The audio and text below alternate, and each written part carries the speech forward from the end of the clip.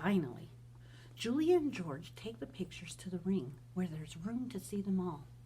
An hour passes as they try to assemble my puzzle.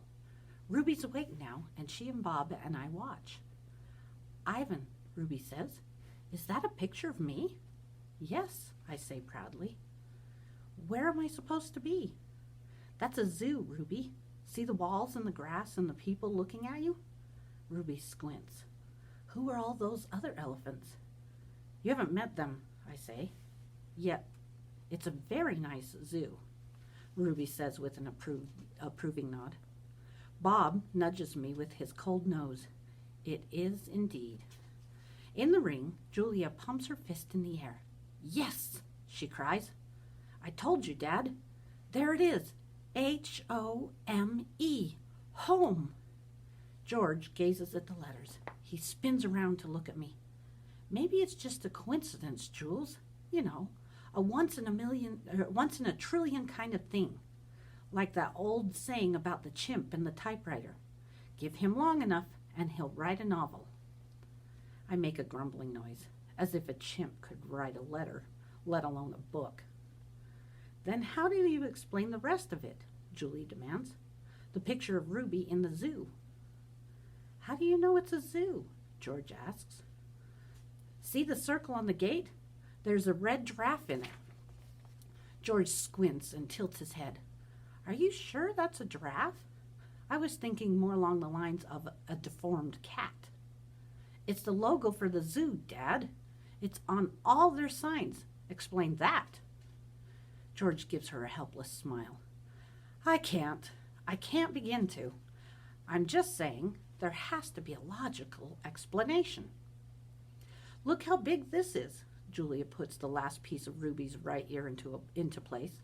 It's huge. It is definitely large, George agrees. Julia watches me. She chews on her thumbnail. I see the question in her eyes. She turns back to the paintings and stares at them, truly looking. A slow smile dawns on Julia's face. Dad, she says, I have an idea. A big idea. Julia races around the edge of my painting, her arms spread wide. Billboard big. I'm not following you.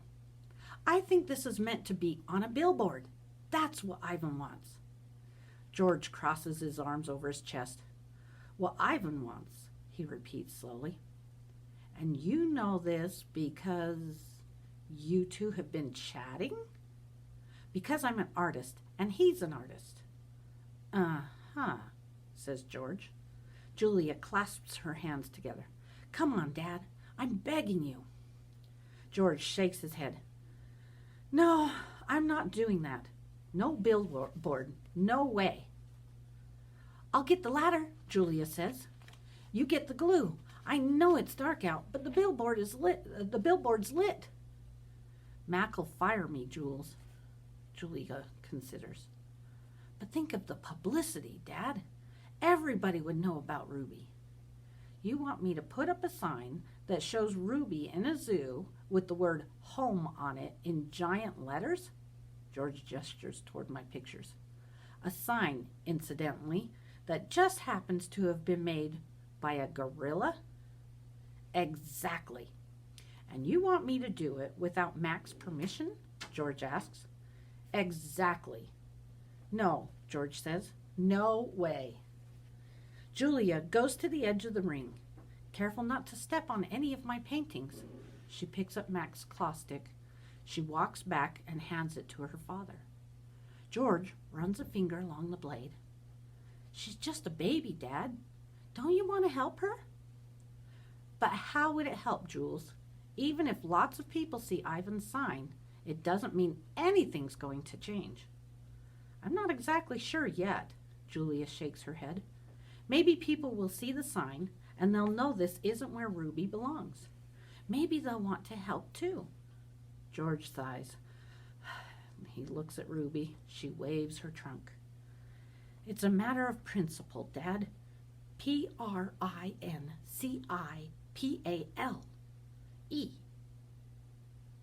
Or L-E, George corrects. Dad, Julia says softly, What if Ruby ends up like Stella? George looks at me, at Ruby, at Julia. He drops the claw stick. The ladder, he says quietly, is in the storage locker. I watch Mac's car slam to a halt in the parking lot. The next morning, I watch Mac's car slam to a halt in the parking lot. He leaps out. He stares at the billboard. His jaw is open. He doesn't move for a long time. Mad human. A mad gorilla is loud, but a mad human can be loud too, especially when he is throwing chairs and turning over tables and breaking the cotton candy machine. Phone call. Mac is kicking a trash can across the food court when the phone rings.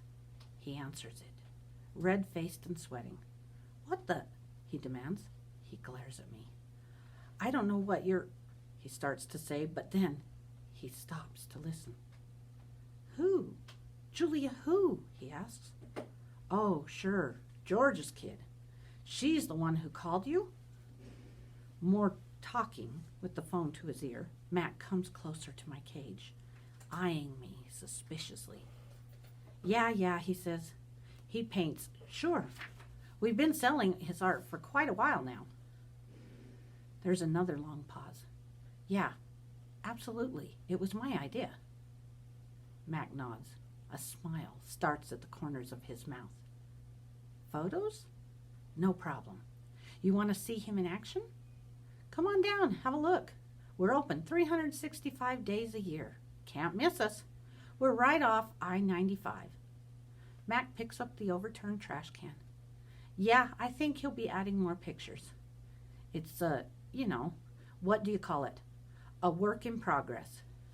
When the call is done, Mac shakes his head. Impossible, he says.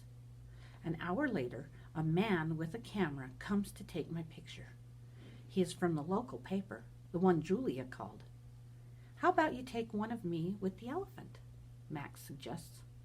He drapes his arm around Ruby's back, grinning as the camera clicks. Perfect, the man says. Perfect, Mac agrees.